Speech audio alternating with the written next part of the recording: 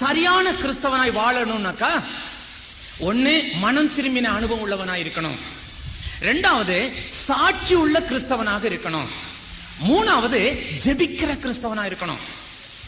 ஜெபிக்காத கிறிஸ்தவன் யாரா இருக்க முடியும்?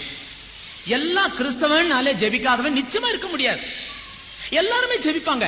அந்த ஜெபம் சொல்லவில்லை, நான் வசனம் அந்த ஜெபத்தை சொல்லவில்லை.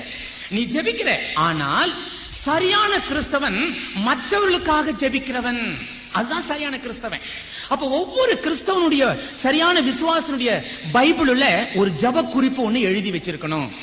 அந்த ஜெப குறிப்பு ஒவ்வொரு காரியங்களுக்காக ஜெபிக்க குறிப்புகளாக எழுதி வச்சு அதை பார்த்து பார்த்து ஜெபிக்கணும். அதுதான் கர்த்தர் விரும்புகிறார். அதான் சரியான கிறிஸ்தவ வாழ்க்கை. இந்த ஜெபம் உன்னுடைய வாழ்க்கையில இல்ல, மற்றவர்களுக்காக ஜெபிக்கிற ஜெபம் உன்னுடைய வாழ்க்கையில இல்லைன்னா நீ சரியான கிறிஸ்தவன் அல்ல. உன் குடும்பத்துக்காக நீ ஜெபம் பண்ணிட்டு இருக்கிற,